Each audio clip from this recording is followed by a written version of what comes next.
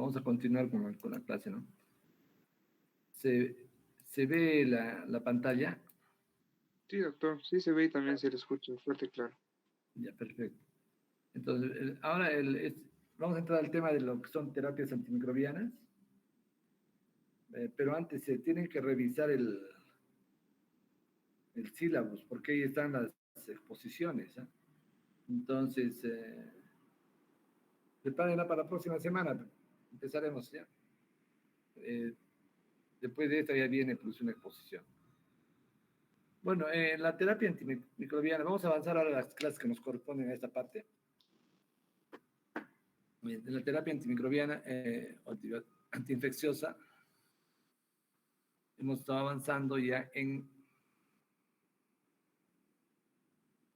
nos quedamos en los factores, ¿no? Que influyen en la terapia, ¿no? Si me hacen recordar. Sí, doctor. Sí, ¿no? Entonces estábamos en las características del huésped. Ahora nos tocaba las características del germen. Entonces, en las características del germen, lo que nosotros tenemos que considerar son dos cosas, ¿no? O sea, el patrón de sensibilidad que tiene el germen a los antimicrobianos que se les está dando y el tipo de microorganismo, ¿no? Entonces, el patrón de sensibilidad, como vamos a repetir en algunas otras charlas, depende mucho de cuál es el mapa o el mapeo que se hace para diferentes especies en determinado tipo de ambientes. Puede ser a nivel comunitario o puede ser a nivel de establecimiento de salud. Cuando es a nivel comunitario, entonces se tiene que ver, por ejemplo, la resistencia o la sensibilidad que tienen los gérmenes de pacientes que no han estado en contacto con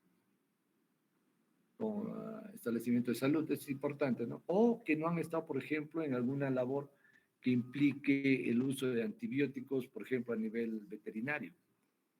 Porque ahí es donde a veces ahí es donde se desarrollan las resistencias en la comunidad. Y el otro tema es el resultado del antibiograma que nosotros vamos a tener. Ahí vamos a ver ya la sensibilidad en forma específica. También nos interesa si es que los microorganismos son extracelulares o intracelulares. Es decir, si es que van a tener su actividad patogénica se va a desarrollar dentro de la célula o en el extracelular. Y eso tiene que ver con el grado de reproducción que tengan, ¿no? Por ejemplo, el Mycobacterium tuberculoso se reproduce dentro de la célula en una proporción no tan alta, pero se reproduce, ¿no? Pero hay otros que son intracelulares estrictos y hay otros que son extracelulares. Por ejemplo, los estafilococos, estreptococos son básicamente extracelulares, ¿no? También ya hemos hablado en la clase anterior sobre las propiedades que brinda la pared, ¿no? Los gérmenes. Por ejemplo, la diferencia entre gran positivos y gran negativos, no solamente en la forma de desarrollar la patogenicidad, sino también en la forma de resistir a los antibióticos. Entonces, es importante esos dos criterios en las características del germen.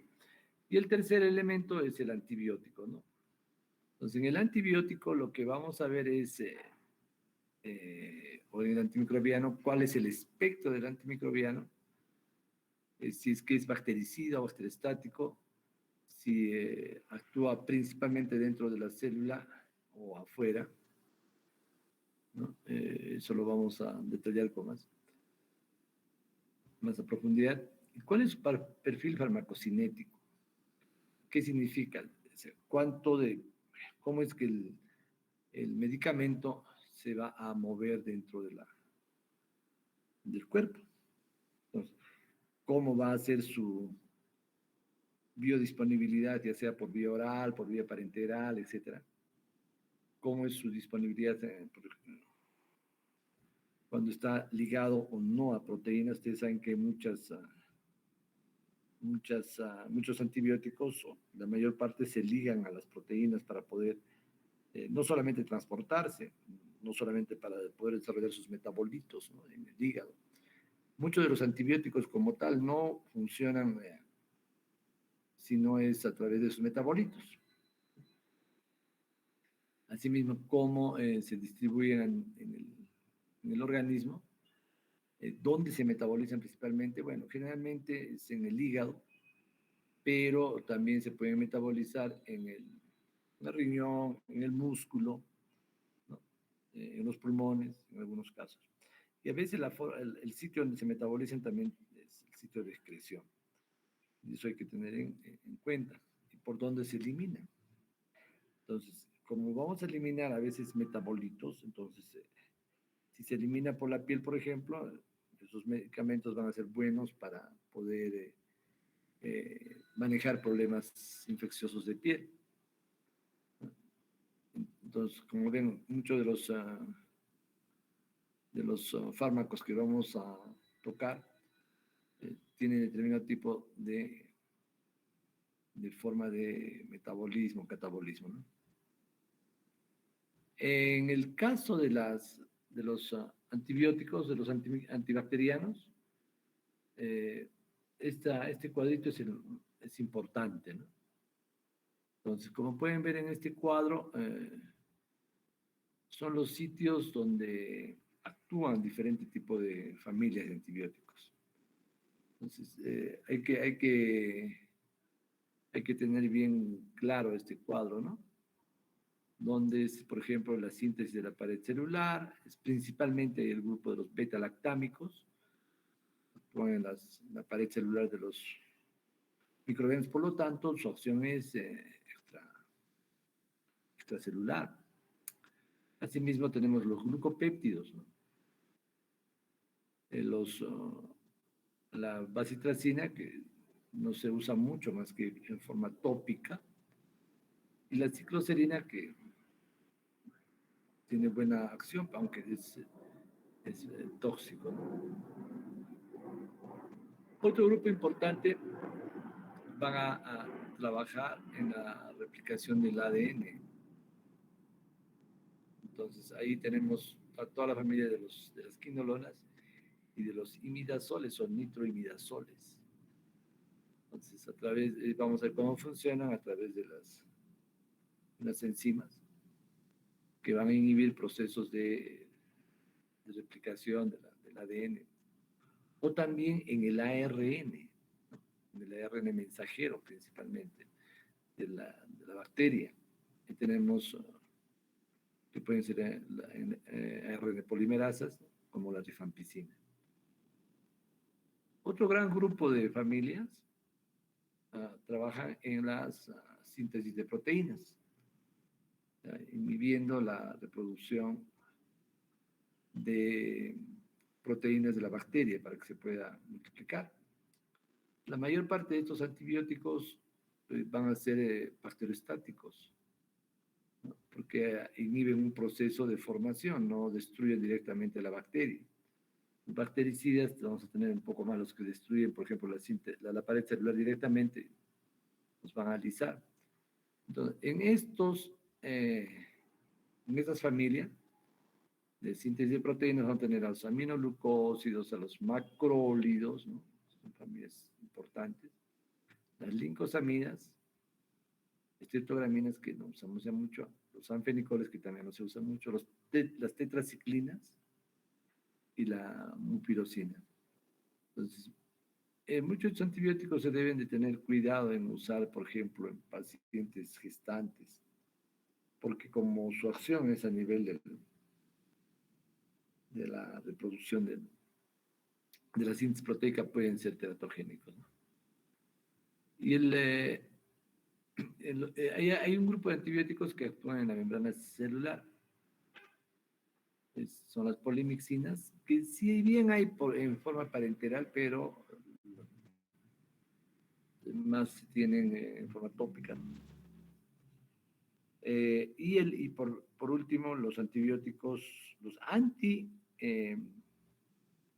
los quimioterápicos, ¿no?, las sulfas, que tienen una gran variedad, que van a actuar en el metabolismo del ácido fólico, entonces, en el metabolismo del PABA, ¿no?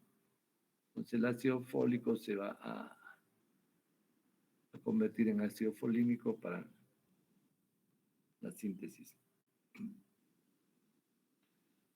proteica. Entonces el tema es de que acá las sulfas, sean las sulfas completas o incompletas, van a tener un efecto muy importante. Entonces, como van a producir una depresión, ¿cierto? O una interrupción de esta cadena metabólica, van a requerir también van a tener también efectos colaterales importantes. Dentro de esos efectos colaterales, por ejemplo, están las neuropatías, lesiones de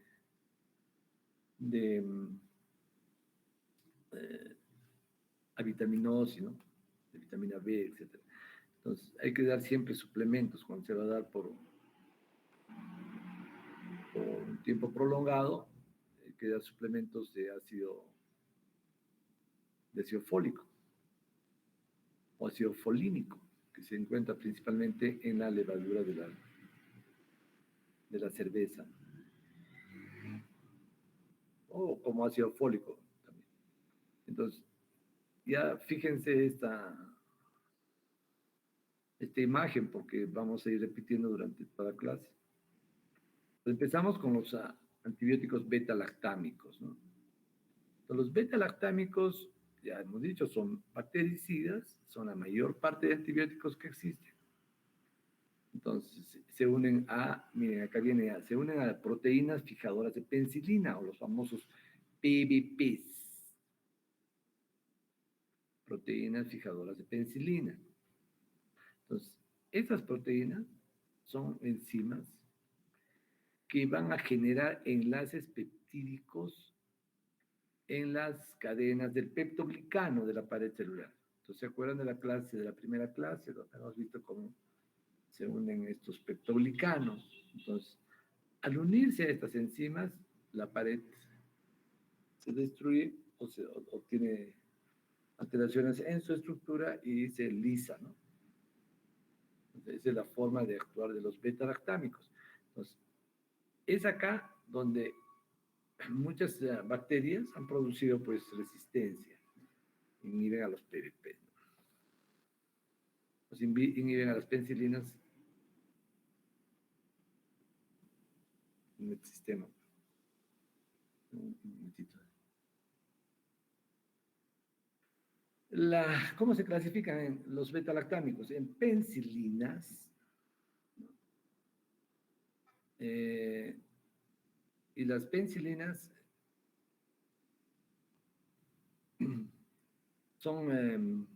algunas son sensibles a las beta-lactamasas.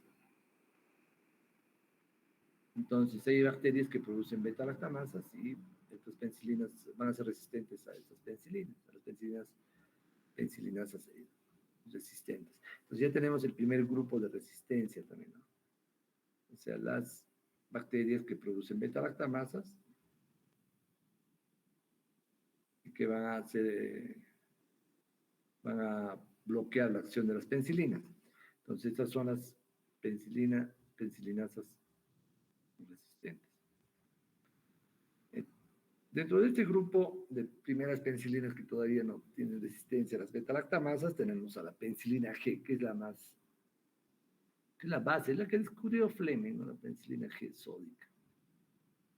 Entonces, tiene indicaciones muy precisas. Miren, esa es una droga que no hay que dejarla de lado. A veces nosotros nos tendemos mucho a usar antibióticos de última generación y dejamos de lado las indicaciones precisas. Entonces, cuando ya tenemos fracaso en la terapia, recién nos damos cuenta de que no era lo mejor. Entonces, la elección es principalmente para sífilis, no hay resistencia a la penicilina en sífilis. PIAN también. Leptospira, miren, leptospira para nosotros es un problema muy, muy frecuente. Por su dificultad de diagnóstico, por las pruebas serológicas, siempre tenemos problemas, ¿no? En el diagnóstico. Se parece mucho al dengue complicado, a la bartonela complicada, se parece mucho a la fiebre amarilla, entonces, pero sin embargo, esta bacteria es común especialmente en las zonas tropicales y en personas que tienen que ver directamente con manejo de animales, ¿no? Perros, en contacto con perros, ratas, roedores, etc. La terapia de indicación, cuando hagamos la parte de leptospirosis, vamos a ver los cuadros clínicos. Otro grupo que es sensible son los estreptococos del grupo A y B principalmente.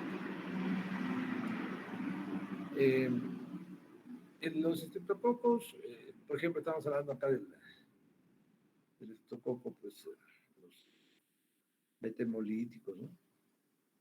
O alfa-hemolíticos. Entonces, estos estreptococos que producen muchas infecciones o faringias, neumonías, etcétera, son sensibles a penicilina. Aunque se han detectado ya casos de resistencia, neumonías intrahospitalarias de neumococo, pero sin embargo se debe seguir usando. En neumonías, por ejemplo, comunitarias. Actinomicosis, cuando hablamos de actinomicosis, es una bacteria, la Actinomyces israelí, que no hay resistencia a las penicilinas, ¿no? En algunas infecciones, mira, nosotros tenemos algunas drogas que son por característica contra los anaerobios, ¿no? Entonces tenemos el metronidazol, la clindamicina y la penicilina, no se olviden eso. Claro, la penicilina es muy superior, la cosa es que a estos dos anteriores, pero también se usaba cloranfenicol, pero para anaerobios es muy bueno. Entonces, en lesiones odontológicas o de la boca tienen un buen resultado. Ya hemos hablado de la meningitis meningocócica, ¿no? Cuando son sensibles a la penicilina, las endocardititis por Streptococcus viridans, Clostridium. Hay el estreptococo del grupo G y el Clostridium que producen cuadros muy severos de fasciitis necrotizante. Entonces, a veces son con asociación de gérmenes, pero a estos les tenemos mucho mayor miedo, ¿no? Por la velocidad y por la altísima mortalidad que traen estos cuadros. Entonces, ahí es donde nosotros tenemos que acompañar siempre al tratamiento con penicilina. El anthrax, o sea, la indicación inicial para el anthrax es penicilina, aunque también las quinolonas tienen buen resultado. Hay otros, quiere por modelo de ratas, etcétera, ¿no? Y pasteurela. Entonces, hay indicaciones claras para penicilina. No es que no vamos a usarla. Dentro de las penicilinas, tenemos los diferentes tipos de penicilina, ¿no? Penicilinas de acción corta, de acción intermedia, de acción prolongada. Las de acción corta está por la penicilina G sódica, ¿no? Que se pone cada 4 horas. Se puede dar dosis muy altas. Las penicilinas, las megacilinas, ¿no? La penicilina G, clemisólicas, ya se pueden dar cada 8 o 12 horas. Las penicilinas orales, ¿no? Clemisólicas orales. Las potásicas. Tenemos la penicilina de acción prolongada que usamos regularmente, que es la penicilina benzatínica. Eso se puede dar cada 18 días. Normalmente es su vida media, pero se puede dar cada 21 días. Ya cuando se da tratamiento, por ejemplo, para fiebre reumática, la elección es penicilina, ¿no? Benzatínica. Y, idealmente cada 21 días, pero a veces se da cada 30 días, no es una buena indicación. Hay que dar cada 21 días. Entonces, es respecto a las penicilinas. Estamos hablando de penicilina que no tiene o sea, no son beta-lactamasas sensibles, ¿no?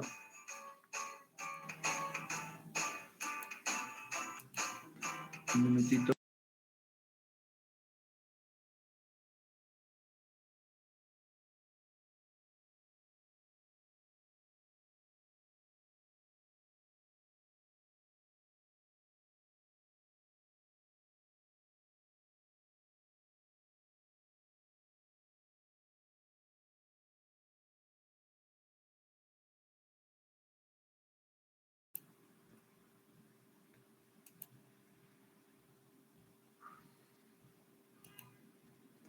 Ya, ahí.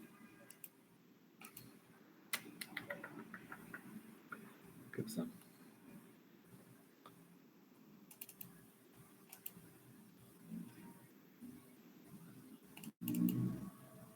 Espere un momentito.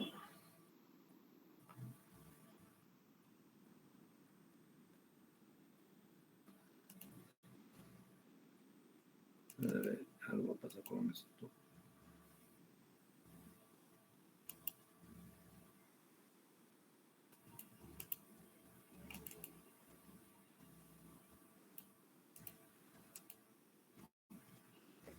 Ya, seguimos entonces con la...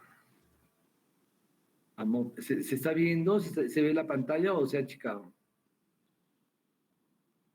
A ver si me Sí, sí, responde. doctor, está normal. ¿Se ve bien normal? Sí, doctor, está normal. Ya, porque mi pantalla se ha empequeñecido. Lo voy a volver a subir, ¿sí?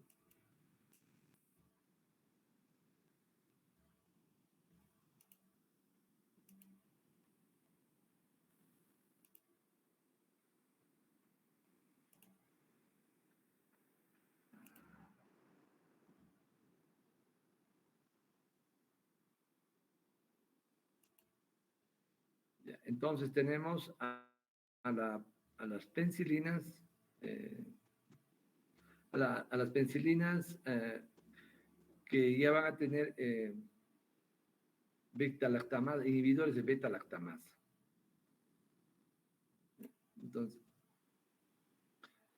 las penicilinas han ido ampliando su espectro. Hemos visto el espectro que está centralizado principalmente en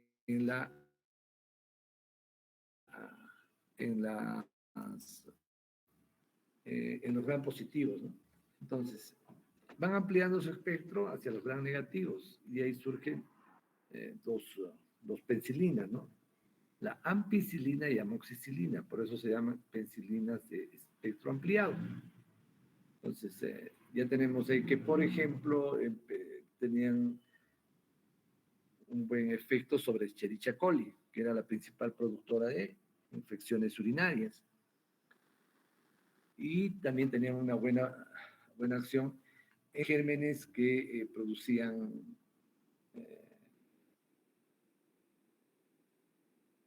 por ejemplo, infecciones en otitis, en faringitis, etc.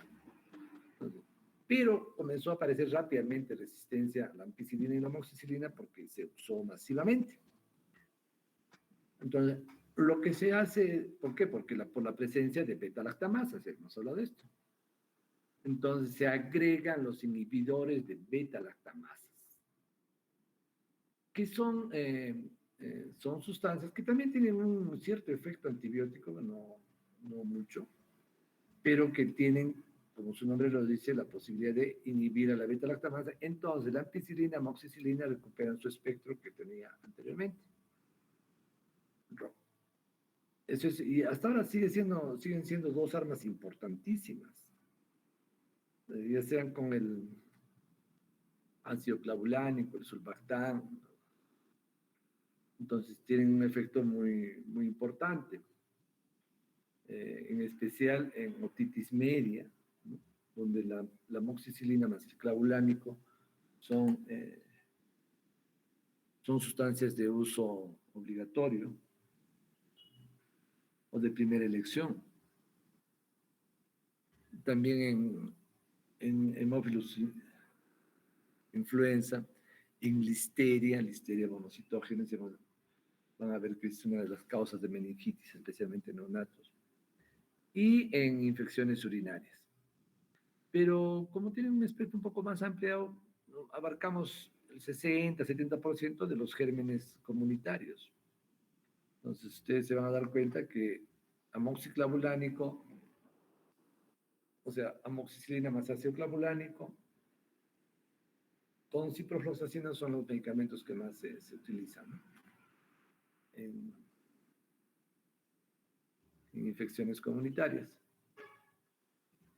Amoxicilina más tazobactam puede ser, se utilizan también en gérmenes intrahospitalarios. Hay otro grupo de gérmenes que se escapaban de este problema y es el estafilococo. Estafilococo es uno de los principales gérmenes que producen resistencia y se ha ido escapando de las drogas porque producen muy rápido resistencia. Y tienen todo un mecanismo para poder hacer transferencia de resistencia, sea por plásmido, sea eh, por transposones, etcétera, ¿no? Entonces, frente a la resistencia de estafilococo, entonces comienzan a generar nuevas moléculas y se encuentran moléculas que ya pueden ser usadas contra los estafilococos resistentes a la meticilina. Ahí viene siempre un tema interesante, ¿no? Meticilina, si bien es un antibiótico, las penicilinas, pero que no se usa regularmente, pues en la práctica clínica. Pero su sensibilidad, o sea, el laboratorial, nos sirve para poder determinar que el estafilococo es penicillinasa resistente. Ya tenemos otro término, ¿no? Hemos visto los beta-lactamasas, ahora vemos las penicillinasas. Entonces, la penicillinasa es la primera resistencia que hacen los estafilococos, la generación de penicillinasas, para destruir la molécula de la penicilina. Entonces, tenemos las penicillinasas resistentes, específicamente para estafilococo. Ahí surge la cloxacilina, la oxacilina, la dicloxacilina principalmente, ¿no? Son las penicillinasas resistentes. Claro que los estafilococos siguen generando más resistencia y pues, frente a las penicillinasas, a los estafilococos penicillinasas resistentes, productores de penicillinasas, surgen pues la vancomicina, ¿no? Ya son los metilino resistentes. Luego vienen otro grupo de beta-lactámicos que se amplían más hacia los gram negativos, específicamente hacia la pseudomona. ¿Por qué pseudomona? Porque es un germen que, igual que estafilococo, antes era el que tenía la mayor predominancia, ¿no? En infecciones nosocomiales, intrahospitalarias, la pseudomona. Pero ahora ya no se considera tanto así. Es estafilococo y acinetobacter que están comenzando a tener mucha importancia en las infecciones intrahospitalarias. Entonces, volviendo a pseudomona. Entonces, se generan penicilinas que amplían más su espectro hacia los negativos y se llaman las penicilinas antipseudomonales.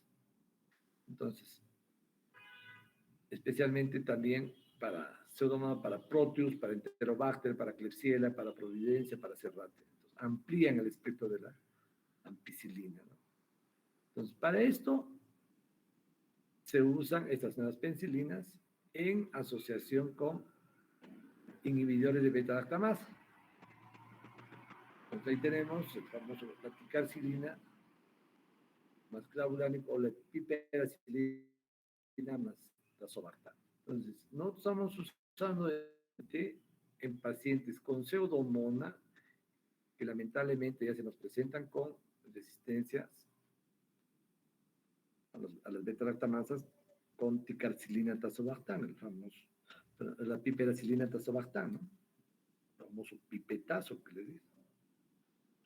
Entonces, piperacilina tazobactam, que nos está reemplazando, lo está reemplazando rápidamente por el meropenem. Yo no sé sin mucho criterio, ¿no? Porque eso tiene que ser con una sensibilidad. Si estamos quemando a los carbapenem, que es una otra familia, que debería ser el paso siguiente al manejo de pseudomonas, que lo vamos a ir explicando, ¿eh? Entonces también se pueden dar para estafilococo meticilino sensibles y anaerobios. Entonces, hasta ahí llegamos con las penicilinas. Luego pasamos al otro grupo, al otro gran grupo de betalactámicos, que son las cefalosporinas. Entonces ahí tenemos a las cefalosporinas de primera generación. Entonces, que acá ya se empieza a generar casi simultáneamente que las penicilinas de espectro ampliado, las cefalosporinas de primera generación. Entonces, en estas ya tenemos elementos que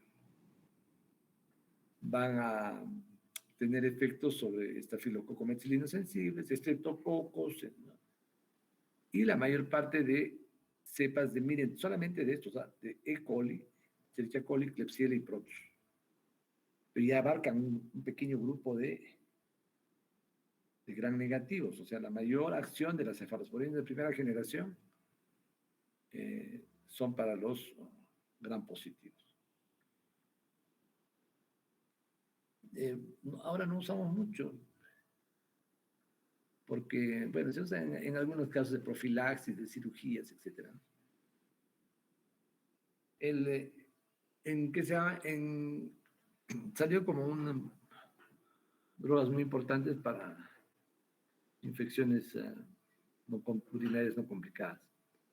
Luego tenemos las cefalosporinas de segunda generación. Ahí tenemos dos grupos, unos parenterales y otros por vía oral, que sí más o menos se siguen usando. ¿Por qué? Porque muchos dicen, bueno, si hay alergia a la penicilina, también va a haber alergia a las cefalosporinas, y lo cual no es tan cierto, ¿no?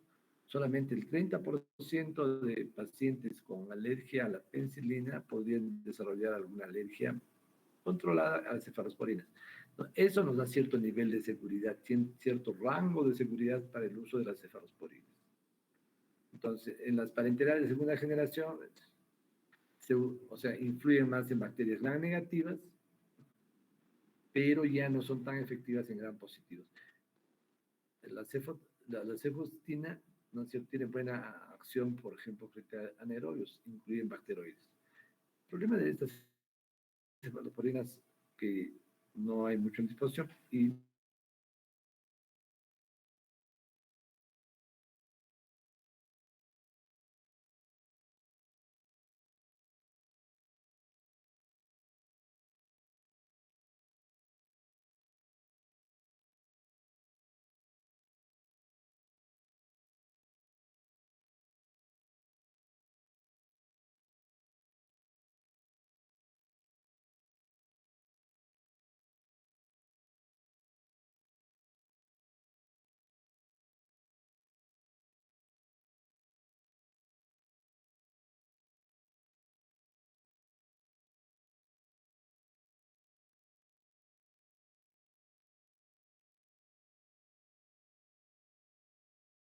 pacientes con estas situaciones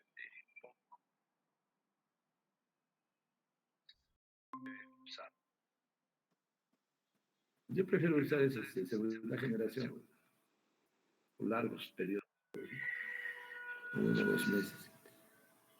En las cefalosporinas de tercera generación, que son otro grupo interesante, ¿no?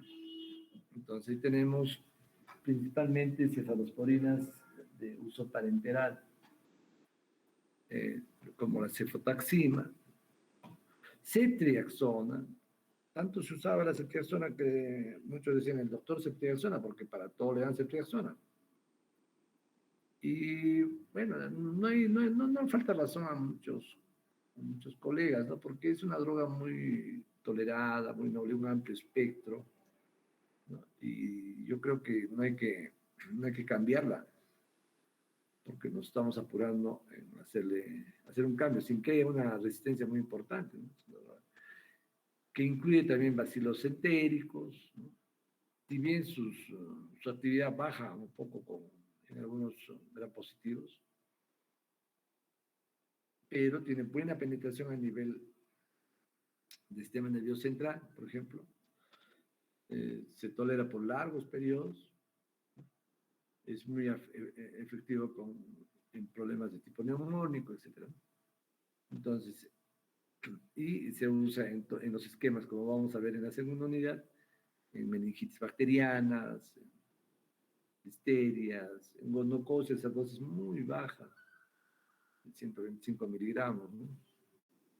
En salmonelosis, fiebre tifoidea, etc. Entonces, pero pierde un poco su potencia frente a la pseudomona. Nuevamente, pseudomona aparece.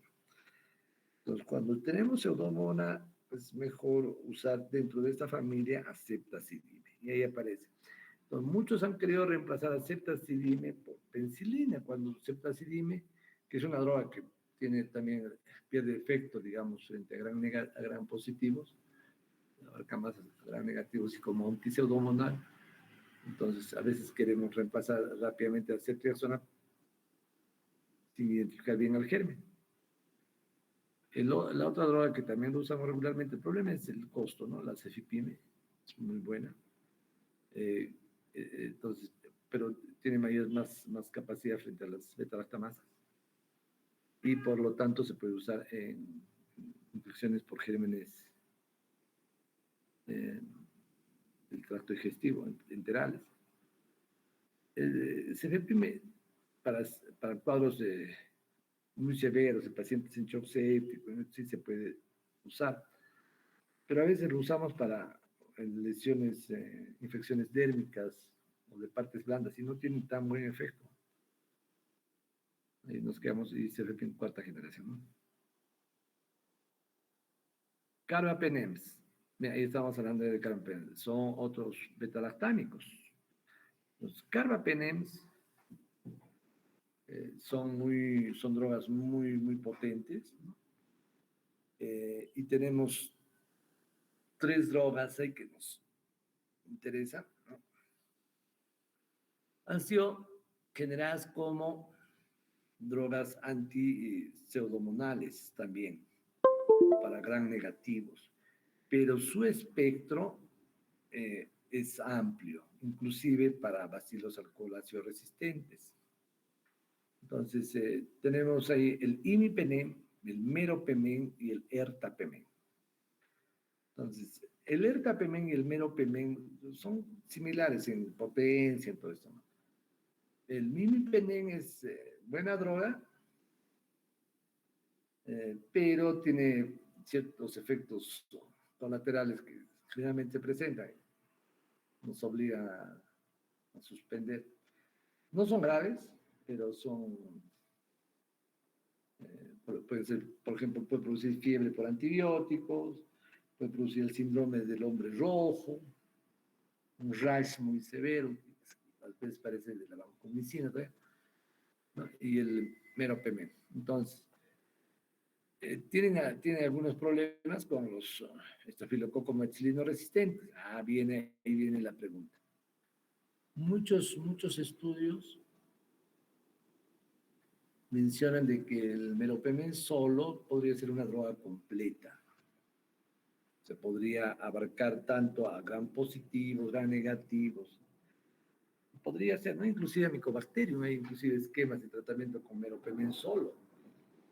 Eh, pero tiene el gran problema, pues tenemos una asociación con un estafilococo methicilino resistente, no se puede dar solo, hay que dar una terapia empírica con... Cuando hagamos la parte de protocolos. Entonces, estas cositas vamos a discutirlas ya, pero con cuadros clínicos, ¿no? Entonces, se han comenzado a registrar algunas pseudomonas originosas resistentes a los carbapenems. No se olviden, imipenem, meropenem, ertapenem. Imipenem ya se está dejando de usar un poco. Meropenem ahorita es la vedette. Otra droga que nos interesa, pero solamente va a ser, o sea, otro betalactámico, va a ser específico contra pseudomona, es el astriona. Entonces, es igual su espectro que la ceftazidime respecto a los gram negativos, pero no produce, no tiene efecto contra los gram positivos. Entonces, si tenemos bien identificado el germen, digamos, una Klebsiella, Astrionam, ya, de tal forma que respetamos los gram positivos. O si tenemos solamente pseudomonas, ¿no? Se usa con cierta, no frecuencia, pero regularmente se puede usar Astrionam. También su costo es medio prohibitivo, ¿no?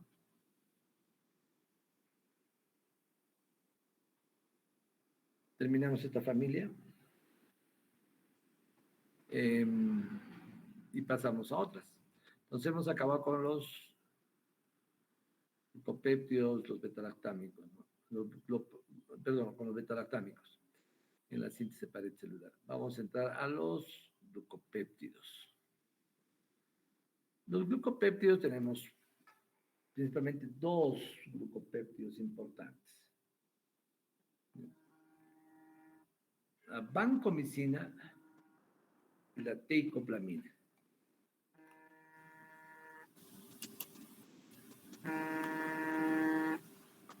A ver, un momentito, muchachos.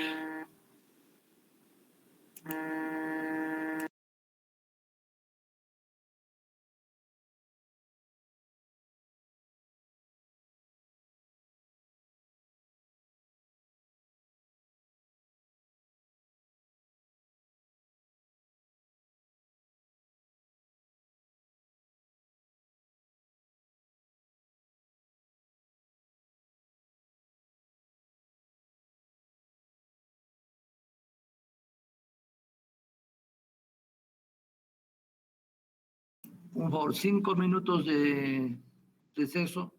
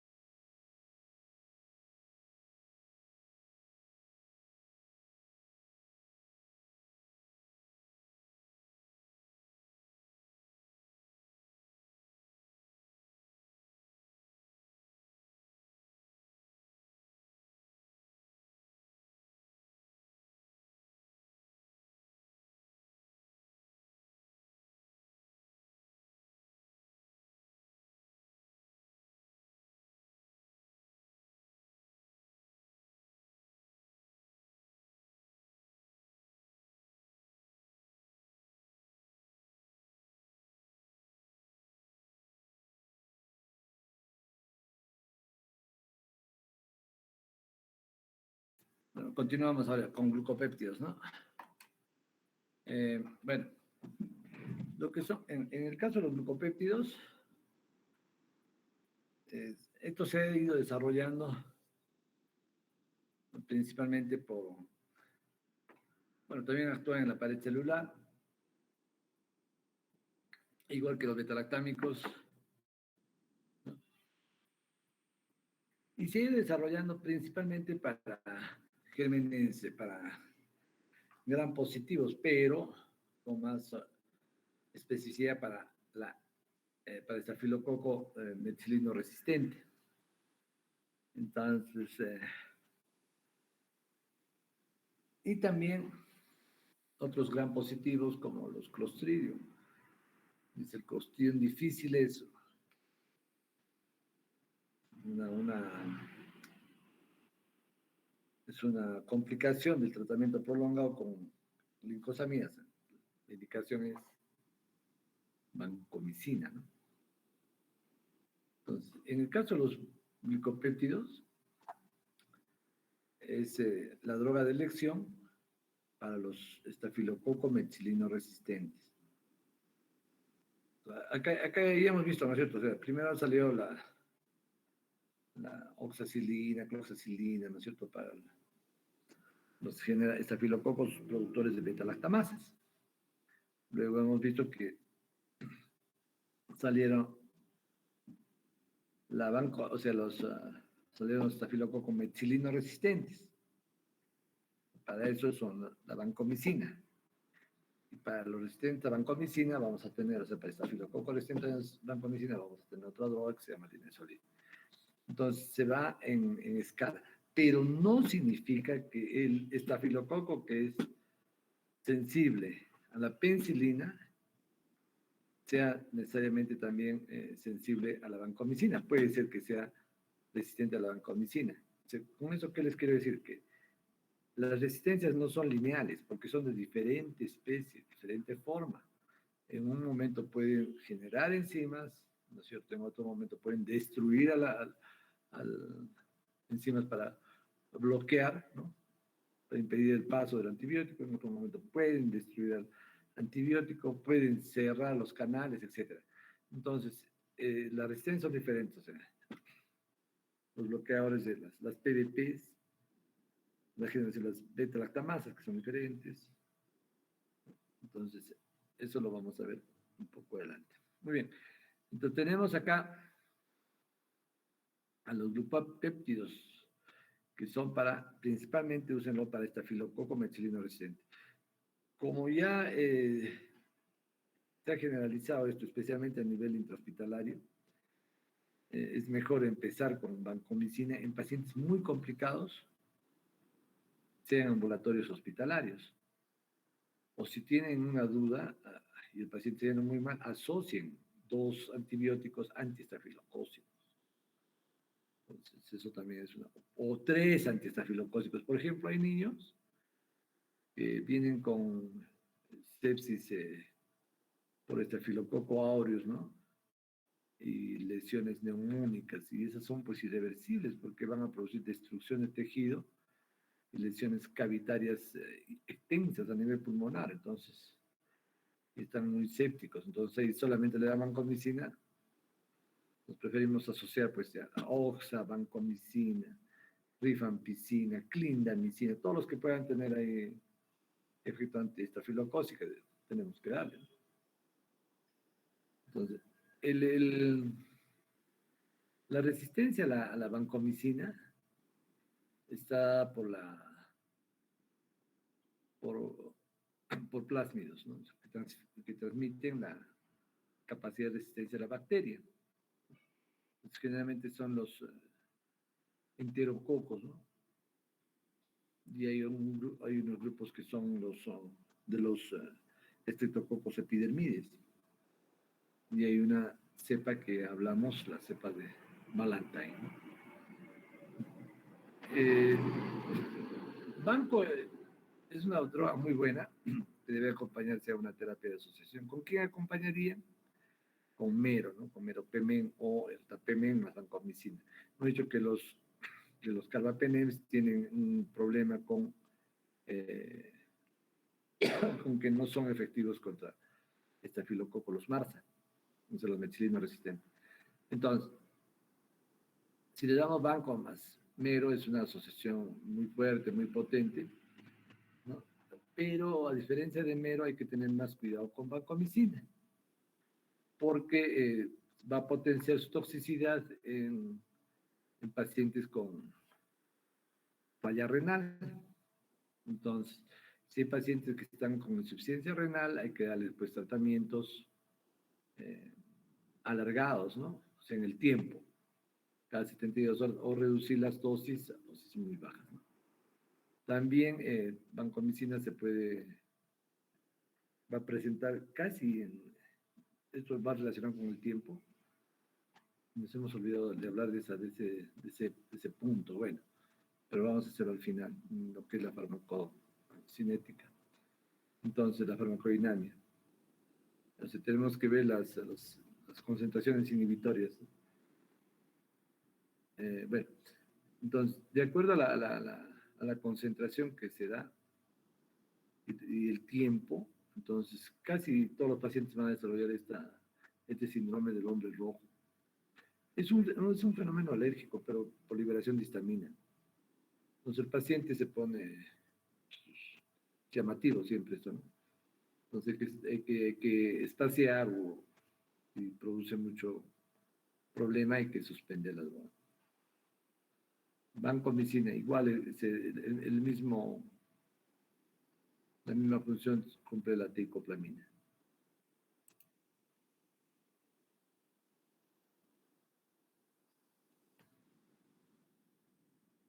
Te doy.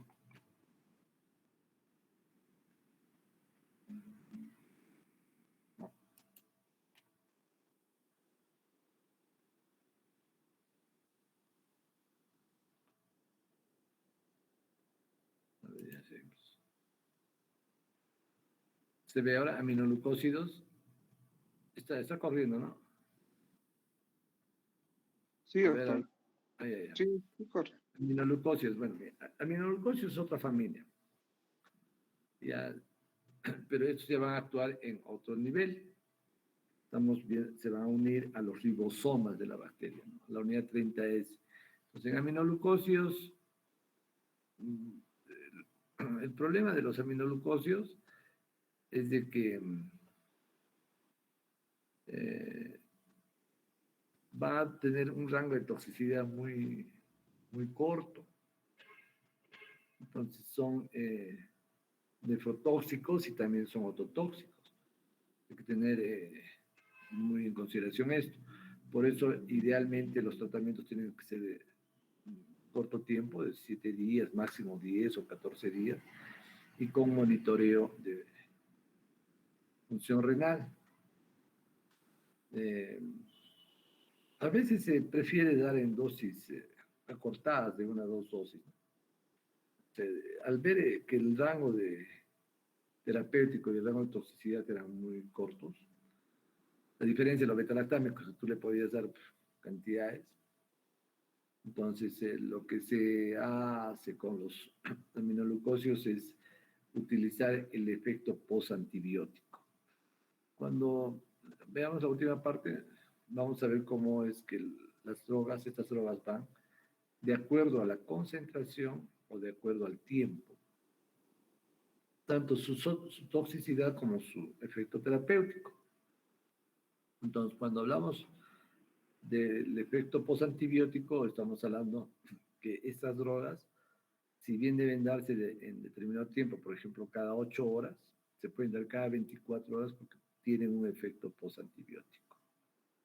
Entonces, en los aminoglucósidos, que son una familia interesante, ya no se usa mucho en la práctica clínica como antes, ¿no? O sea, el primer aminoglucósido que se empleó fue la estreptomicina, que tenía efecto bien a los gran negativos. Luego se vio que algunos otros aminoglucósidos podían usarse también en algunos gran positivos, como la gentamicina. que tiene un efecto más o menos regular en neumococo, pero principalmente son para gram negativos. ¿Y dónde encontramos, en qué infecciones encontramos más a gram negativos? En infecciones urinarias. Entonces, indicada para problemas de tipo urinario, para problemas de tipo intrahospitalario, aminoglucósidos. Estamos hablando de la gentamicina, bueno, de la estreptomicina que ya se retiró, estaba inclusive en el esquema de tuberculosis. Ahora creo que se usa solamente para muermo, ¿no? La gentamicina, la amicacina, ¿no es cierto? La trovamicina, ¿no? Entonces se tiene. Entonces, lo que ahora se usa regularmente es más amicacina. Algunos pueden tener una resistencia cruzada, pero a veces se ve que muchos gérmenes pueden ser resistentes a uno y sensibles a otro aminoglucósido. Y eso da ciertas ventajas. Depende del tipo de infección, no es, digamos, como los betalactámicos, ¿no? Ya las penicilinas son resistentes a las penicilinas, casi a todas las penicilinas. Ya, bueno, hay que usar penicilinas a espectro ampliado o cefalosporina, ¿no? Acá es más individual. Entonces, ¿por qué estamos deteniéndonos en los aminoglucósidos? Si bien son una familia interesante donde algunas drogas todavía se siguen usando, pero son de elección, ¿no? Eh, Especialmente la amicacina, que está en el programa de tuberculosis como droga de segunda línea y se usa regularmente. El problema es que amicacina, igual que los otros aminoglucósidos, produce ototoxicidad. A estos pacientes cada 15 días tienen que estar haciendo audiometría porque es irreversible. Se pueden producir sordera a estos pacientes. Imagínense que les tenemos que dar durante los 2 primeros meses de inducción, a veces durante 3 meses, etcétera, ¿no? Entonces hay que hacer eso. No olviden. Entonces, en pacientes que tienen problemas, por ejemplo, de enfermedad de transmisión sexual, etcétera, se pueden usar dosis únicas, ¿no? En infecciones urinarias podrían usarse una o dos dosis de inicio cuando son muy severas, etcétera, ¿no? Todos los aminoglucósidos son de aplicación parenteral, o sea, son por vía endovenosa diluida o por vía intramuscular, no hay por vía oral. Si se usa aminoglucósidos por vía oral es solamente para que no se absorben, o sea, solamente va a ser para limpieza del tracto digestivo. Ahí hay un ejemplo muy interesante, ¿no? Un aminoglucósido que se usaba como un antidiarreico, muy frecuente, ¿no?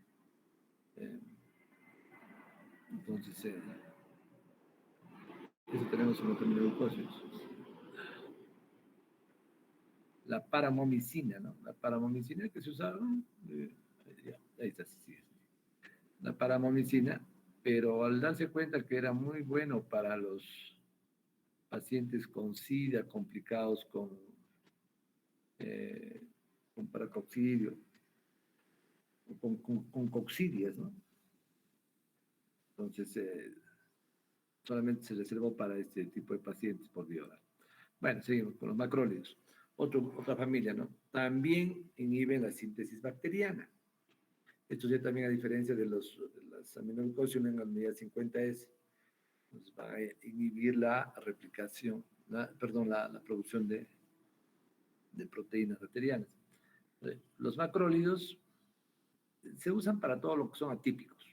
Con eso ya está la gran diferencia con el resto. O sea, son drogas de elección para gérmenes atípicos. Ya me he dicho que los gérmenes atípicos son los que no tienen membrana. Entonces, ahí está pues Mycoplasma, Campylobacter, ¿no es cierto? Legionela, pero también tienen buen efecto en algunos gram positivos. Entonces, especialmente neumococo. Cuando se hablaba de macrólidos, se hablaba del tratamiento de la neumonía extrahospitalaria con 3 pastillas de acitromicina, lo cual no dio mucho resultado. Ahora se usan 5 pastillas. Porque si bien tienen efecto en los gram positivos, no son tan buenos como los gram negativos. Son drogas muy nobles, siempre decimos, ¿no? Aparte de producir esa gastritis y ese sabor metálico, los efectos colaterales son mínimos, ¿no? Entonces, a no ser que estemos usando droga, o sea, en pacientes hepatópatas, ¿no? Con una falla hepática, entonces tenemos que saber controlar la dosificación, especialmente de la eritromicina. Bueno, a ver, ¿cuáles son? La eritromicina, la claritromicina, la acitromicina, la roxitromicina, ¿no? Entonces, estos macrólidos tienen un buen resultado, pero la eritromicina, que ya no se usa mucho, primero que producía mucha gastritis, se comenzó a ver que había hepatotoxicidad si se usaba con el estolato de eritromicina, ¿no? En el caso de la citromicina, ya ustedes habrán escuchado, pues lo han hecho famosa la citromicina respecto a COVID. Si bien tienen un efecto de tipo inmunomodulador, porque estimulan también un determinado tipo de respuesta inmune, en el caso de la citromicina se comprobó de que podía producir arritmia cardíaca. O sea, en pacientes que tenían ya problemas de conducción, el darles acitromicina podía desencadenar cuadros de arritmia severa, ¿no? Entonces, por eso es que se vieron muchos casos de cardiopatías en pacientes con COVID y que usaban acitromicina. Tener cuidado en el uso. Entonces, para pacientes ambulatorios, acitromicina una vez por día es buena indicación, ya sea para problemas respiratorios, para problemas dermatológicos, para problemas por neumonías atípicas, infecciones de vías altas. Se usa en pacientes, por ejemplo, con Helicobacter pylori, es parte de la elección ya de la claritromicina. En pacientes hospitalizados, por ejemplo, con neumonía, especialmente ancianos, algunos protocolos, nosotros hemos asumido protocolos también, se usa la asociación de ceftriaxona más claritromicina en pacientes mayores. ¿Y por qué? Porque hay que pensar que también se está asociando no solamente los neumococos, sino también hay atípicos, ¿no? Entonces, macrólidos hay que tenerlos en cuenta. Cuando tengan algún problema hay que refugiarse en los macrólidos. Ahí no producen teratogenicidad, están en el grupo B de las drogas que se pueden usar para las gestantes, ¿no? A diferencia de los otros, que están la mayor parte en C, en la D y algunos están en la E. Las lincosamidas, ahí tenemos un grupo, no es un grupo, son dos o tres antibióticos importantes que se usan con mucha frecuencia, especialmente en la práctica odontológica, ¿no? Dos drogas importantes, la clindamicina y la lincomicina. La lincomicina, que era la droga inicial, bueno, tenía mucho problema de diarrea, entonces producía muchas infecciones sobreagregadas, ¿no? Es tan potente que barre la flora normal y si es que por ahí está metido un Clostridium, lo va a potenciar. Entonces, el Clostridium difícil que produce la colitis pseudomembranosa por uso de antibióticos es principalmente dado por la clindamicina. Eso no significa que otros gérmenes no puedan producirlo. Claro que lo producen. Otros antibióticos no pueden producir la colitis pseudomembranosa. Entonces, cuando tienen una colitis pseudomembranosa producida por lincosamida, sea clindamicida o lincomicina, se les da como tratamiento inicialmente el metronidazol y en segunda línea se le da la vancomicina. Entonces, clindamicina, ¿para qué usamos clindamicina? Principalmente a las infecciones por anaerobios. Un aforismo decía, pues, si ustedes tienen infección por anaerobios por encima del diafragma, denle clindamicina. Si tienen una infección por anaerobios por debajo del diafragma, denle metronidazol. Entonces, bueno, esa es una especie de mnemotecnia. Entonces, pero ahí hay un sesgo. Pues bueno, está bien para vías respiratorias, por anaerobios en pacientes que se aspiran, por ejemplo, ¿no? Alcohólicos o ancianos que se aspiran y van a hacer abscesos pulmonares. Donde hay absceso, pues es anaerobio, ¿no? Absceso. Es estafilococo, después va a dar paso a los anaerobios en todo sitio. Entonces, en vía respiratoria, clindamicina, ¿vale? También para los gram positivos. En gram negativos no tiene nada que hacer esto. Anaerobios y gram positivos. Pero a nivel del absceso cerebral, los neurocirujanos usan clindamicina, pero a pasto, ¿no? Pero de acuerdo a su farmacocinética, clindamicina no pasa a la barrera hematoencefálica, ¿no? Pasa muy poco. La indicación es metronidazol. Igual en los problemas de tipo ginecológico, ¿no? Se usa más metronidazol. ¿Por qué? Porque también ahí pueden estar implicados algunos parásitos, ¿no? El metronidazol también es un antiparasitario bueno. Estamos hablando de protozoarios, ¿no? Estamos hablando de parásitos grandes. Entonces, las lincosamidas. ¿Cuál es el efecto más complicado? Colitis pseudomembranosa por Clostridium. Difícil. Cloranfenicol. Cloranfenicol es otra droga que también ya está en desuso. Bueno, no en desuso total, ¿no? El problema es que es una droga muy buena contra los gram positivos y también los anaerobios. Hemos dicho ya, metronidazol, clindamicina, cloranfenicol, prefiero la penicilina. Entonces, como lo tenemos a cloranfenicol como bacteriostático, se usaba como droga de primera línea en fiebre tifoidea y también en otros anaerobios y también gram negativos, pero producía mucho problema. Primero que las dosis eran muy altas, ¿no? Segundo que había gastritis y comenzaban a verse el síndrome del niño gris, o sea, en neonatos, especialmente en prematuros que tenían infecciones, les daban cloranfenicol, se producía el síndrome de una hepatotoxicidad. Y en adultos, especialmente en los pacientes de la raza blanca, producían aplasias o hipoplasias medulares, lo cual ya pues llegó a que se retire. Estaba permaneciendo cloranfenicol como una droga, de primera elección para tifoidea, pero ya se retiró de las guías, entonces como secundaria.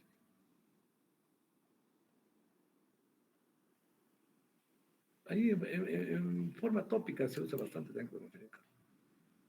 Tetraciclinas. Mira, las tetraciclinas están cobrando mucha importancia.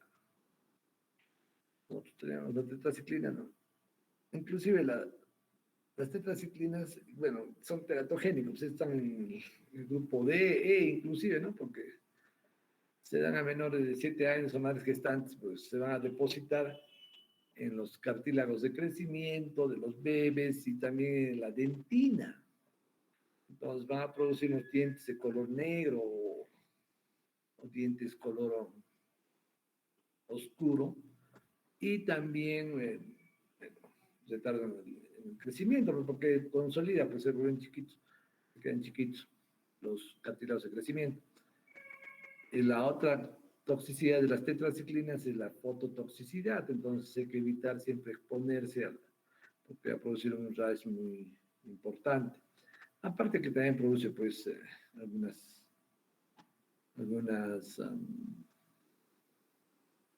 problemas digestivos, ¿no? Gastrointestinales.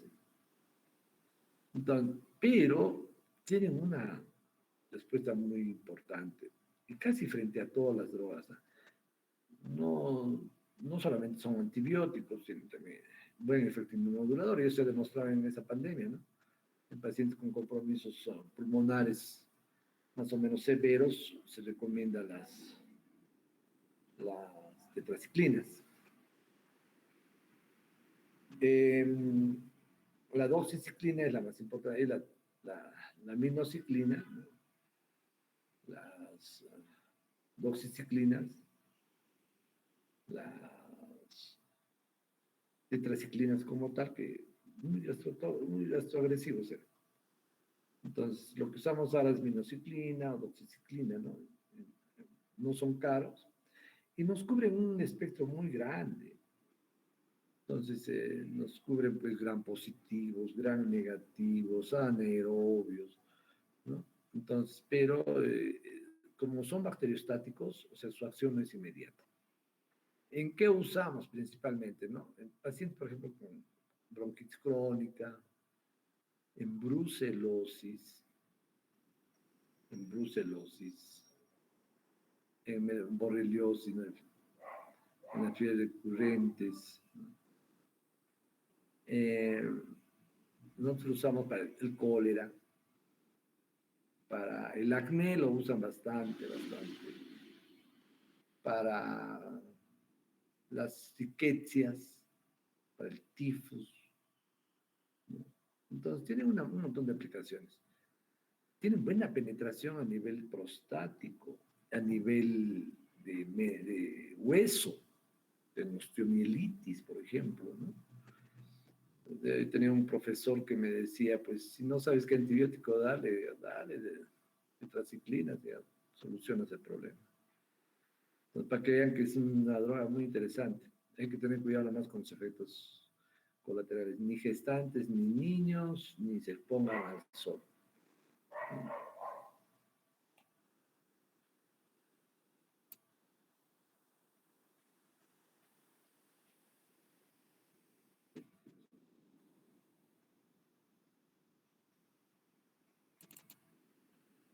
Oh, oh. A ver, a ver, a ver.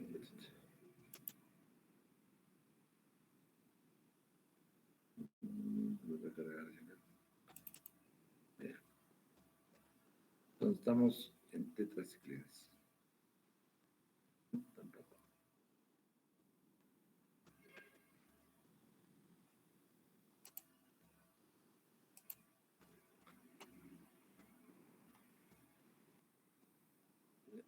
Otro grupo más para ir avanzando son las sulfas. Hemos hablado ya de las sulfas en un primer momento.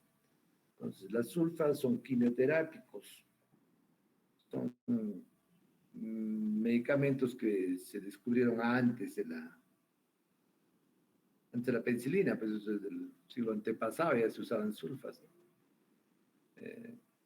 Entonces, se han ido modificando las moléculas y se ha visto determinado tipo de grupos dentro de la sulfa, ¿no? Entonces, ya hemos dicho que interfieren con el ácido fólico en las bacterias, por eso inhiben su crecimiento. Entonces, tenemos grupos de sulfas de acción corta, de acción prolongada, de acción intermedia y de acción prolongada. Entonces, lo que más conocemos nosotros es la asociación, ¿no? De sulfametoxazol más trimethoprim.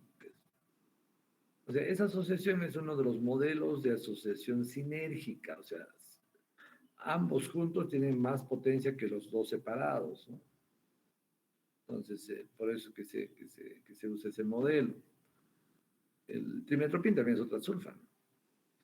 En la de acción corta, bueno, las sulfas no solamente son antibacterianos, sino también son eh, antiparasitarios, antimicóticos, lo usamos para un montón de bacterias, lo usamos para parásitos, como puede ser, por ejemplo, las toxoplasma, ¿no? Toxoplasmosis. Lo podemos usar por ejemplo, enfermedades parasitarias, ya, para días, para casi un buen grupo de protozoarios. Como antibacteriano, claro que lo usamos pues, en gram positivos, gram negativos, también en, para micobacterios, porque pues, la dapsona es una sulfona, ¿no? Que lo usamos para la lepra, ¿no? Pero la dapsona también se usa pues para problemas tipo inmunológicos, autoinmunes. Eh, es muy bueno para infecciones, para entéricos, para infecciones crónicas en pacientes con EPOC, o con fibrosis pulmonar. Entonces, es muy, muy interesante las sulfas. El problema es de que comienza a tener mucha resistencia. Y para hongos, para histoplasma, ¿no? Comienzan a tener mucha resistencia. Entonces, la mejor forma de probar una sulfa y la resistencia es de acuerdo al tiempo que uno se le da. Siempre hay que esperar entre 72 horas, ¿no? Mínimo, para poder ver si es que la droga está teniendo efecto. Si está ya más allá, hay que pensar que hay que adicionar otro tipo de medicamento. Entonces, sulfa, si el paciente tolera, puede vivir con la sulfa, ¿no? Pero si no, si está presentando efectos colaterales, es importante. Por ejemplo, el síndrome de Steven Johnson, ¿no? De una epidermolisis tóxica, que es la más severa, se da por sulfas. La primera causa de sulfas, después están los anticonvulsivantes. Entonces, tienen que tener cuidado en el aplicar sulfas en pacientes que tengan antecedentes de reacción adversa. El otro problema es que nos puede dar paciente, o sea, neutropenias severas, insuficiencia renal, ¿no? Permite los chiquitos. Entonces, eso tenemos que tener siempre en cuenta cuando estamos dando sulfana.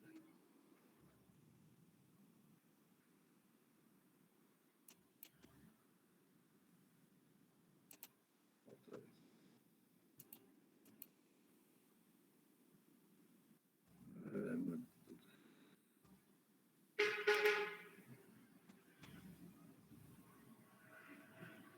No se acaban las familias, pero las quinolonas, las fluorquinolonas, las quinolonas es una familia de antibióticos que van a inhibir al ADN bacteriano, ¿no? Entonces, se unen a la ADN girasa, ¿no? que,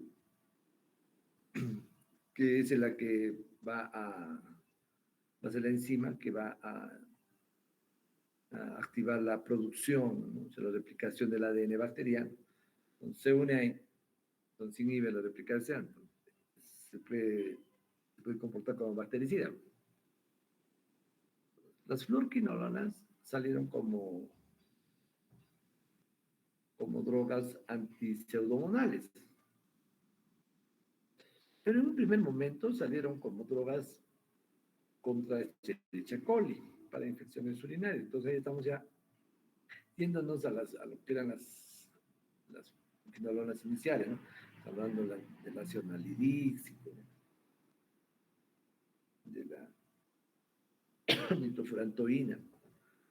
Después viene la de la segunda generación, donde está el ciprofloxacino, floxacino, norfloxacino. Y luego viene la de tercera generación. Entonces, hasta la segunda generación, las indicaciones básicamente eran infecciones urinarias o infecciones gastrointestinales. No se usaban otras cosas, pero algunas que no eran segunda generación, claro, se podían usar en algunas fiebres entéricas, o en, por ejemplo, tifoidea, ¿no? Salmonela. Cuando había cuadros muy severos, digamos, por sospecha de pseudomonas, pero no se usaban en vías respiratorias. de buena penetración. Nos veíamos a veces personas que usaban, pues, en neumonía, quinolona, ¿no? En faringitis, quinolona, porque se volvió pues, el boom, la ciprofloxacina, que no lo usan. Entonces, no tenía mayor efecto, o en una celulitis, quinolona, no. Entonces, lo que se vio es de que había que modificar este tipo de esquema. Y se generaron las quinolonas de tercera generación, la cual ya se llamaron también las quinolonas respiratorias. ¿Por qué? Porque tenían buena penetración a nivel pulmonar y tenían buena difusión a nivel de vías respiratorias altas principalmente. ¿Cuál es la droga de elección? Pues el levofloxacino, ¿no? El moxifloxacino, más caro. Entonces, es interesante. Además de eso, estas drogas todavía son relativamente nuevas, son resistentes a la... Bueno, no son afectadas por la resistencia que tiene la segunda línea, ¿no? ¿Qué es lo que nos vamos a tener como problema? De efectos adversos de las quinolonas. Bueno, intolerancia gástrica, ¿no? En pacientes mayores o en pacientes que están con antecedentes de convulsiones, son niños, en niños pequeños de edad, van a producir insomnio, pueden producir convulsiones, ¿no? Terrores nocturnos en pacientes mayores. Hay que tener cuidado a los mayorcitos, no darle quinolona. Pero lo que y siempre viene esto en las preguntas, ¿no? Incidencia, son las artralgias. Entonces, artralgias y las lesiones a nivel de los cartílagos y los tendones. Entonces, yo también decía esto, me parece una curiosidad, ¿no? Te preguntan cuál es el efecto colateral, ¿no? Del ciprofloxacino más importante. Estructura del tendón de Aquiles. Qué raro, bueno, será, ¿no? ¿Por qué tiene que ser el tendón de Aquiles? Y cierto, ¿no? Entonces, si le da mucho tiempo, entonces parece que el tendón de Aquiles preferentemente se rompe. Y sí hemos visto no pocos casos. Entonces, en el caso de las gestantes, las quinolonas no se deben de dar, teóricamente, en rango D, porque se ha visto que en ratones de experimentación que se acumularían también en los cartílagos de crecimiento y evitarían el crecimiento adecuado del crédito, ¿no es cierto? Entonces, ahí hay que tener cuidado también en el uso de quinolonas en las gestantes. Pero por este hallazgo, ¿no? Y también sería, por eso que no se dan los niños, aunque a raíz, como evoluciona también, entonces, a raíz de que se presentaron casos de fibrosis quística en niños, y la fibrosis quística es un problema que produce pues una mortalidad muy alta. Los niños no llegan a pasar de los 14, 15 años, porque son lesiones pulmonares congénitas, ¿no? Donde se producen infecciones de repetición. Entonces, se comenzó a dar quinolonas para proteger a los chiquitos de la fibrosis quística. Y miren, sobrevivieron. Ahora hay pacientes con fibrosis de más de 50 años. Entonces, ese estudio demostró de que sí, pues no es relativamente contraindicado. Cuando comenzaron a salir algunos productos, por ejemplo, ciprofloxacino pediátrico, todavía se puede encontrar. Hay que tener de todas maneras en cuenta esto. Rifampicina. Rifampicina, en realidad se han encasillado rifampicina, un medicamento muy interesante, muy bueno, pero se ha encasillado rifampicina dentro del esquema de tuberculosis principalmente, ¿no? A los antituberculosos que tienen también efecto contra otros, o sea, pero más es con rifampicina. La rifampicina inhibe la ARN, ¿no? Su principal indicación, claro, es una droga completa para tuberculosis. Ustedes saben que tuberculosis es un problema de las drogas actúan sobre las 3 o 4 poblaciones, ¿no? La cuarta, bueno, es difícil, de tuberculosis, entonces ahí se llaman drogas completas. Isoniazida y rifampicina son drogas completas porque actúan sobre la totalidad de las poblaciones bacterianas del micobacterio. Las otras drogas son drogas parciales porque van a actuar en una de las fases, en una de las poblaciones bacterianas, o en 2, pero no en todas. Entonces la diferencia entre las drogas completas y las drogas incompletas. Rifampicina es el pivote, entonces, junto con isoniazida. Pero no es solamente contra tuberculosis, pues. Entonces, nos interesa, por ejemplo, rifampicina en la meningitis meningocócica. Es una droga muy activa contra el meningococo, la elimina. O también nos interesa rifampicina en las estafilococias severas. Es una droga antiestafilocócica brutal, pero rápidamente hace resistencia. Entonces se puede dar en los primeros días acompañada de otras drogas y vamos a tener una esterilización más rápida, ¿no? O también en legionelosis, ¿no? Se puede dar. Entonces eso hay que tener en consideración. O sea, si bien es antituberculoso, importante, también puede funcionar. El problema de la rifampicina es su toxicidad. O sea, se metaboliza por la vía del citocromo P450. Entonces, por esa vía se metabolizan casi una gran parte de los medicamentos, ¿no? Especialmente antibióticos. Entonces, si tenemos un paciente con una lesión hepática importante, rifampicina no la podemos dar, porque le vamos a dar una toxicidad muy rápida. Entonces, hay que tener cuidado con el manejo de rifampicina. Siempre hay que avisar al paciente que se da rifampicina que va a orinar de color naranja. Otra familia más, los imidazoles. Metronidazol. Metronidazol, digamos, igual que las sulfas, ¿no? Pueden abarcar, o sea, es un antiparasitario principalmente, antiprotozoario, ¿no? De uso de medicamento veterinario que de casualidad se descubrió que tenía efecto también antibacteriano.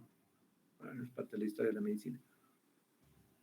Entonces, sí que tiene muy buen efecto la droga con un efecto muy potente por vía oral para abscesos, o sea, para anaerobios.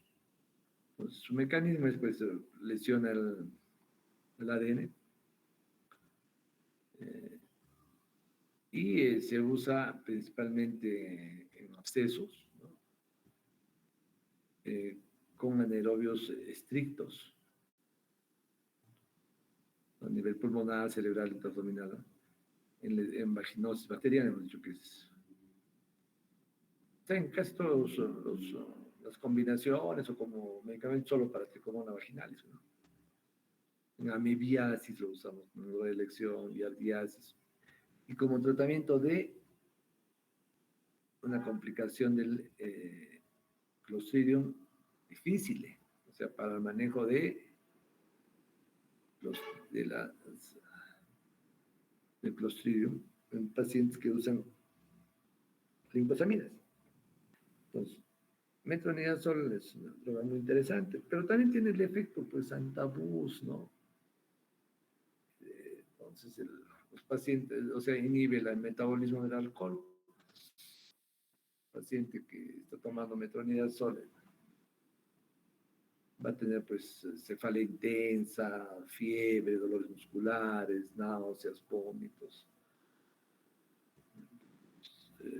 Hay que evitar el uso de metronidazol más alcohol. La resistencia no hay frente a metronidazol, Pero esta gastroagresividad, y el sabor metálico que te deja por días en la boca, a veces lo hace un poco difícil de consumir. Entonces, se puede indicar pues, los otros imidazoles, ¿no? El tinidazol, el secnidazol, que nos va, que lo usamos, ¿no? Entonces, en pacientes que hacen abscesos abdominales, por ejemplo, hay que indicar. También se ha descrito o sea, un nivel de polineuropatía con el metronidazol, no se usa por mucho tiempo. Se puede dar por vía parenteral, por vía oral. No se puede dar.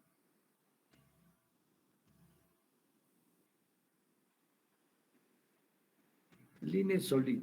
¿Se acuerdan que hablamos de las drogas que se usan para Staphylococcus aureus, ¿no? Entonces, dijimos ya, muy bien, las drogas,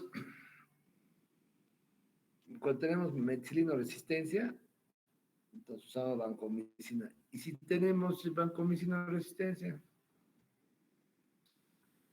a las cepas estas resistentes a vancomicina, nos quedamos sin arsenal. Entonces, lo que nos queda ahí es el linesolid. El linesolid se une a la medida 50, ese del ribosoma, ¿no? Del bacteriano, y es de elección en los enterococos vancomicino resistentes o estafilococo vancomicino resistente. Entonces, imaginan, estas drogas son de uso intrahospitalario, porque esos gérmenes son exclusivamente intrahospitalarios y de áreas críticas. Entonces, lo usamos regularmente en cuidados intensivos, en cirugías, en pacientes que están durante mucho tiempo hospitalizados. Se puede usar también por vía oral, pero lo disponemos acá. El problema de que el linesolid, si bien es una droga, es una bomba, ¿no? Puede producir mielosupresión. Entonces hay que estar controlando con exámenes de hemogramas, ¿no? Láminas periféricas para ver si no hay cromocitopenia. También se ha descrito retinopatía con linesolid.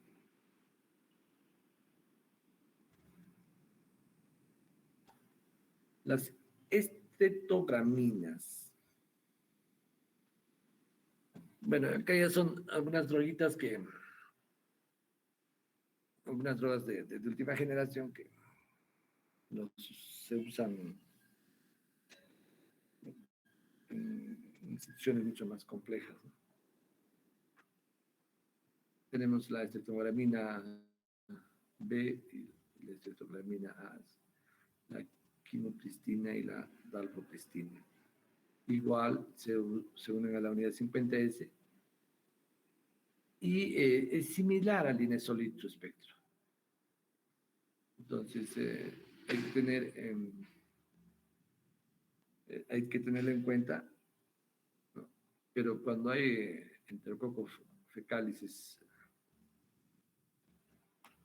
no vamos a tener buen efecto. Pero en enterococo faecium sí. Y estafilococo aureus y estafilococo epidermidis. Mire, cuando tenemos infecciones por estafilococo epidermidis es bien complejo. Son muy resistentes. Si bien no son muy frecuentes, pero se está elevando la cantidad de pacientes con esta infección. La resistencia es similar en los macrólidos y las linfosemias. El problema de las citograminas son muy tóxicos. Irritan mucho los vasos. Entonces dan flebitis químicas, ¿no? Muy frecuentemente, mejores, por eso se indica darlo por vía central. Inclusive así pueden inflamar, por ejemplo, la vena yugular, etcétera, ¿no? También producen rash, mialgias, ¿no? Hay que tener mucho cuidado. Por eso, como les digo, son de uso ya más en áreas críticas. Bueno, seguramente están cansados. La siguiente, la siguiente charla vamos a hablar de resistencia a antibióticos. Después vamos a hacer antiparasitarios, antivirales, antifúngicos. Una clase más y terminamos con unas 2 clases más y terminamos con la primera unidad. ¿Preguntas hasta acá, muchachos?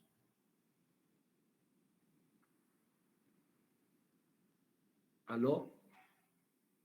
Doctor, creo que no hay preguntas por parte de mis compañeros. Bueno, despierta López también. Despierten, chicos. Entonces, miren, ya se les ha pasado a todos el sílabus. Aló. Sí, ¿Han doctor, le pasé compartido por el sílabus? Sí, sí, doctor. Sí, lo tienen. Miren, a ver si lo pueden abrir. Miren. Ha habido una confusión, por eso es que estamos usando este sistema. ¿Sí? Estoy usando. Ya, entonces, miren, el sílabus nos está. En el sílabus vamos a revisar un poco para que ya tengan más información, ¿no? Un minutito. Para explicarles ya. Tenemos el sílabus. Bueno, ya la asumí, ya no vamos a leer esto. Si lo tienen a la mano, bueno, sería bueno. Entonces, tenemos 3 unidades. La primera unidad es principios que estamos haciendo acá, ¿no es cierto? Entonces, lo primero es, vamos a hacer la cronogramación. La primera semana es estructura bacteriana, vector patogénica que hemos hecho, ¿no? Estructura micótica y parasitaria es la que también más o menos nos faltaría empezar con esta, que a veces saltamos. Y ahí venía la primera exposición, que era estructura viral y factores de patogenicidad del coronavirus, o sea, del COVID-19. No vamos a hacer de los otros coronavirus, que no tienen mucha importancia. Esa exposición lo tienen que hacer el día viernes o el próximo miércoles, pues, ¿no? En la segunda semana es antibacteriano lo que estamos haciendo y antivirales. Y la exposición es epidemiología del COVID. Está en negritas inclusive. En la tercera semana es tratamiento antiparasitario, control químico físico de agentes infecciosos y la exposición es uso de EPPs en coronavirus. Se entiende que el uso de las EPPs es en el personal de salud, ¿no es cierto? ¿Cómo se debe usar? O sea, las exposiciones, ya les he explicado, tienen que ser en PowerPoint y la presentación tiene que tener mínimo 25 referencias. Eso que no les parezca nada raro, ¿no? Lo normal que se hace para una revisión de caso, o revisión de tema, perdón. Y tiene que ser orientado al tema, al específico.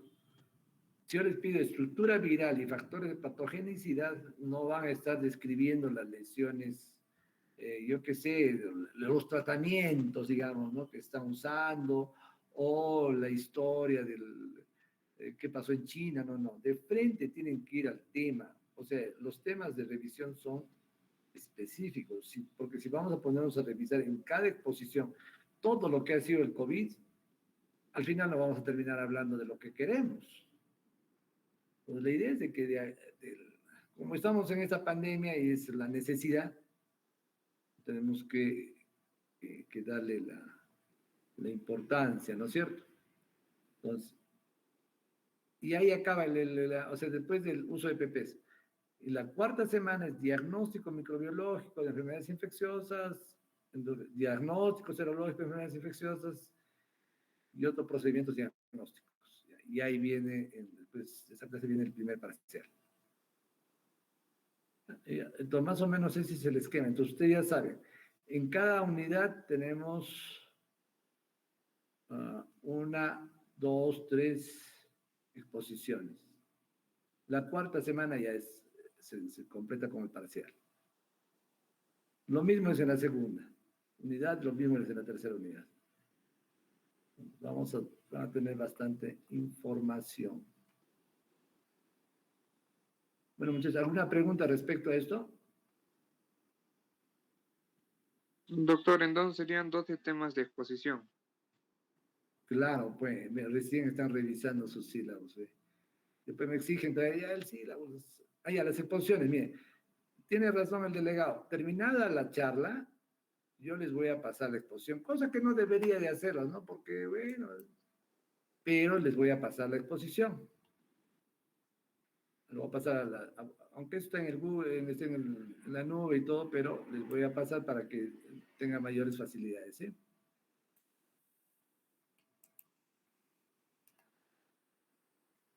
¿Aló? Sí, doctor, muchas gracias. Entonces, ya, con eso ya no va a haber problema. Pues en este momento les voy a pasar las dos exposiciones que hemos hecho al WhatsApp del delegado.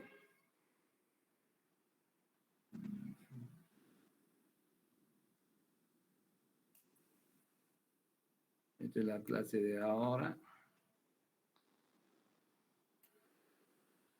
Y la clase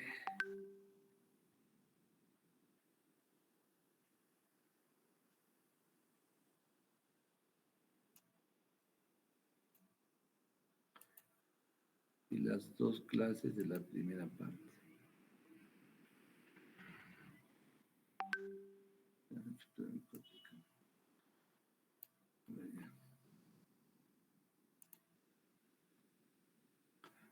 Ya, entonces ya le estoy enviando, ¿ah?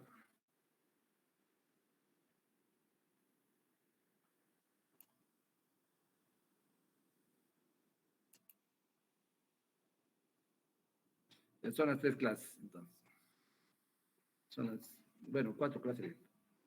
Todavía nos falta acabar la clase de ahora.